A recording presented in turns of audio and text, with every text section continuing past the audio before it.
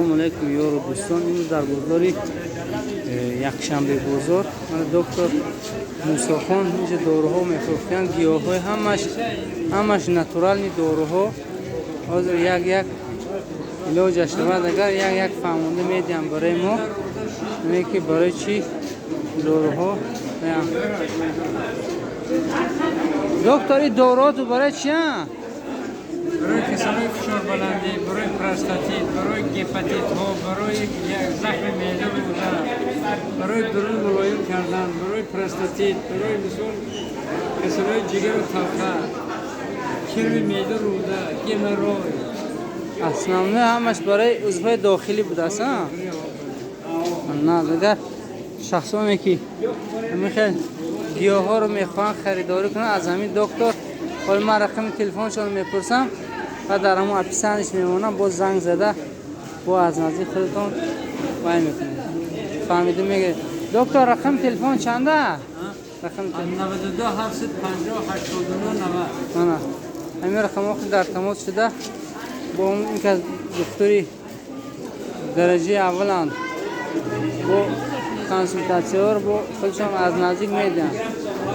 جای نستشون اگر روزه بازار فقط در همین درآمدگاه بازار یکشنبه بازار مخصوص این قسم میوه. من شخصا زنگ میزنید باشید. من دکتر تراپی 45 سال باز کار میکنم. اکام اون خیرنگو سوداگری قدرن نه، این کس اسپیشالیست کاری خودشون با ماهر. خدا دولتشون زیاد کنه. طبیب خلقی در 2021 در تاجیکستان بهترین طبیب خلقی 2021. انا با عنوانشون هم بده است. من این گرید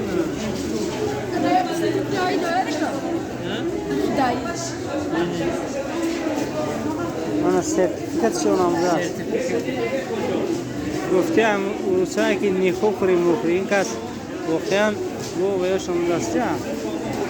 عنوانشون هم بده است.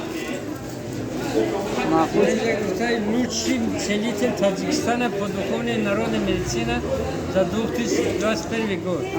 بهترین طبیب خلقی 2021. همون رقمای در بالا گفتگی ما با یک بار دیگه خودتون وای میکنید. زنگ زده با گفته اگه کنسولتاسیون گرفته همین خودتون توبان میکنید. باقی سربلند خانه آباد باشه. اگر ویدیو من معقول شده باشد برای شما میتونید لایک و پادکست رو فراموش نکنید. باقی در امان خداوند علم هیچ کس سرش در نکنه، لیکن وقتی مجبور میشه با مکل داروهای گیاهی میتونید خودتون رو توبت کنید. خداوند سلامتتون داره.